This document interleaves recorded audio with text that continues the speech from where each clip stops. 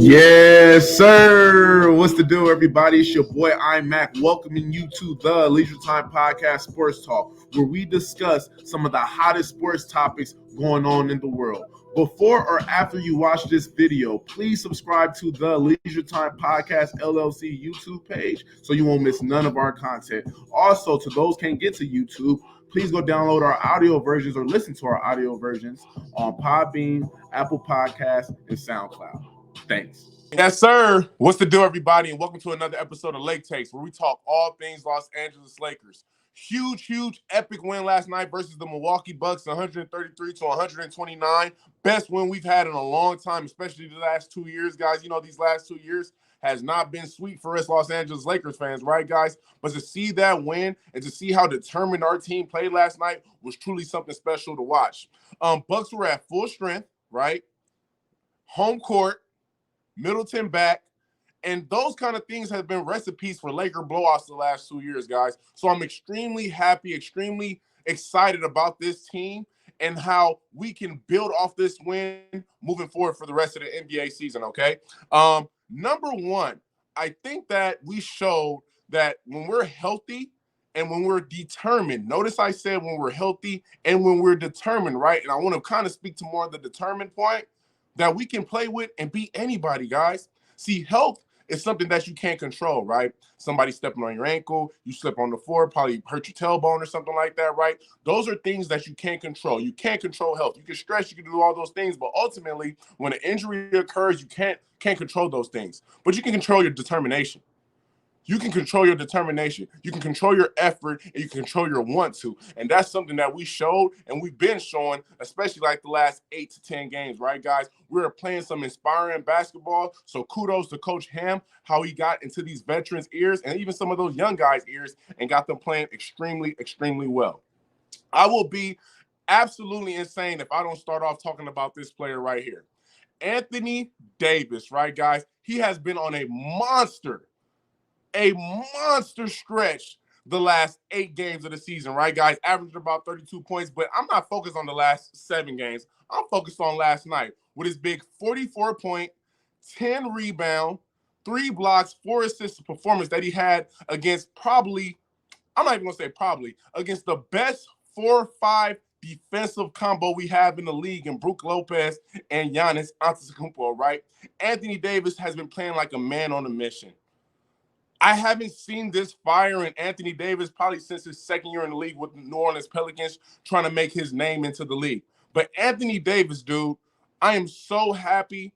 I am so thrilled for him to be playing this kind of basketball in the purple and gold uniform because he is truly showing right now that he's a top 5, top 3 player in the NBA. How he's rebounding the ball, how he's scoring offensively, how he's demanding us to play some better defense. Playing center all season. I haven't heard no crying, no whining about playing the 4, that how in the past he would not want to play the 5, right? We're not having none of that this year right now with Anthony Davis. He is determined.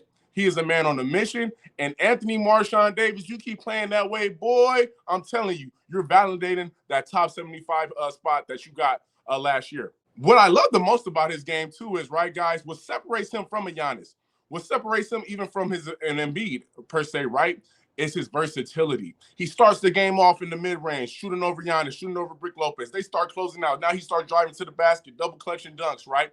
Things of that nature, right, guys? Really playing the complete game. Fourth quarter come around, right, guys? They're closing out on him. He stops shooting threes. He stands at the three-point line. They choose not to close out on him. What Bron do? Give him the ball. Make some threes. He made 2 clutch 3-pointers in the fourth quarter, and that just shows me that he's in his bag.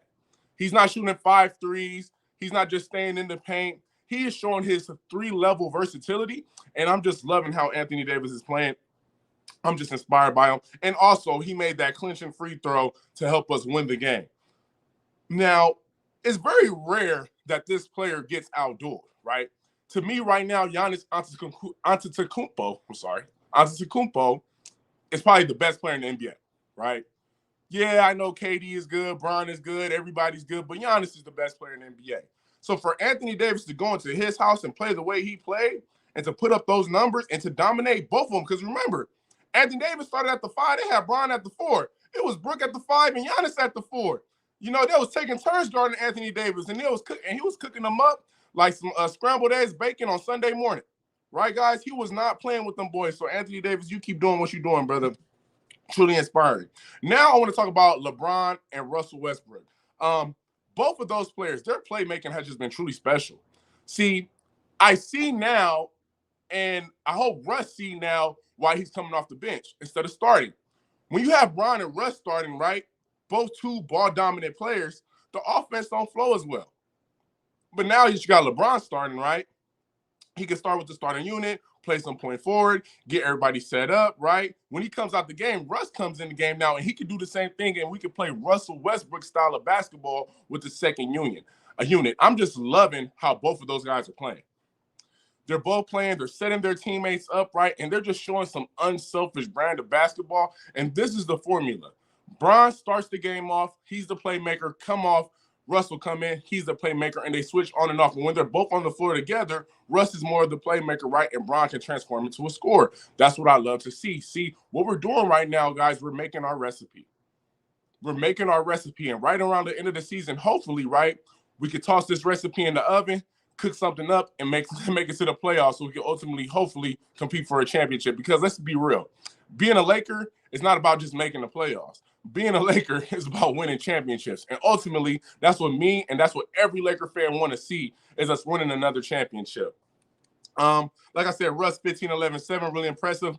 28-11-8 from Bron, just super impressive. But a play that stuck out to me, guys, was around the 1 minute and 15 mark in the fourth quarter, right?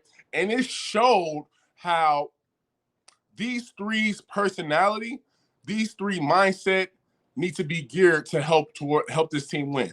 So around 117, 115 left, Chris Middleton got the ball. He kind of fumbles it, right? And he goes after the ball. Instead of Russ just chilling, letting Middleton go after the ball, he showed why he's Russell Westbrook. See, Russell Westbrook is a player that plays on 110, meaning his effort is on 110. His work ethic, 110. And he showed by out-hustling Middleton for that ball, keeping it alive, right, is what he is going to bring to this team. An effort, a motor, and a desire to win, right? That play right there showed who Russell Westbrook is, and that's the Russ, that's the Brody we're going to need moving forward to win, right? So after Russ hustles, get the ball, right, LeBron picks the ball up. Now, LeBron is dribbling from half court to the rim, right?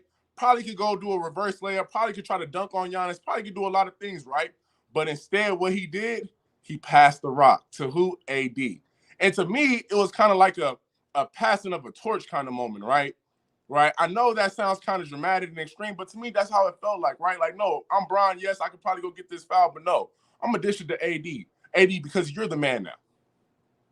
AD is the number one option. AD is the man now. And yes, Bron, I'm not saying you're a number 2, but you're definitely 1B. You're 1B now. Anthony Davis is the guy. And I just think that by him giving Anthony Davis that assist, it's kind of like a passing of a torch. Like, hey, AD, you're that guy, bro. Here, you close it off. You seal this win for us, give us this 5-point lead, right? And that's what I love, right? Russell with the hustle, Bron passing the torch to AD, and AD slamming the ball, right? That's the formula for Lakers success, and I'm super excited about it. Now, you must think I'm crazy if I'm not going to talk about LeBron James passing the great Magic Irving Johnson, right? Or Irving Magic Johnson, however you want to say it. But yes, LeBron has moved to number 6 all-time in assists. A small forward, right? A guy that's asked since he got into the league to give him 25 plus per game is now the number 6 assister all time in NBA history. Let's clap it up for that, right? See, now a lot of people are going to say it's a longevity award. Oh, he's been playing for 20 years. He needs to do that. Kobe played for 20. You know, MJ played for 15, right? And they're nowhere near that top 10 assist mark, right? LeBron, what makes LeBron so special is not that he can go get you 30, right? But it's also that he can get everybody involved. See, everybody thinks that LeBron is MJ, but in reality, LeBron is really more Magic than MJ, right? He can score with the best of them. But his natural instincts and his natural kind of demeanor is to naturally just assist the ball. get his teammates involved. Let them make plays, right? So it was just super, super dope to see a small forward, right, pass up Magic Johnson in assists. And when you look at the top 6 now, right, you got LeBron at 6, Mark Jackson at 5, Nash at 4, Chris Paul at 3, Jason Kidd at 2, John Stockton at 1. What do all 5 of them ahead of Bron have in common? Is that they're all point guards. Yes, they're all point guards. So that's what makes it truly impressive. See, Bron was not a point guard coming into the league. He had point guard skills. He had point guard attributes. But in reality, though, guys, he's a small forward. So for a small forward to be in the top 6 all time in NBA history is just truly special, truly amazing, and kudos to the GOAT for that. That's all I got for you for Lake Takes this week, guys. Please subscribe to the Leisure Time Podcast below. Right, guys? I'm going to holler at you. Go Lakers. Peace.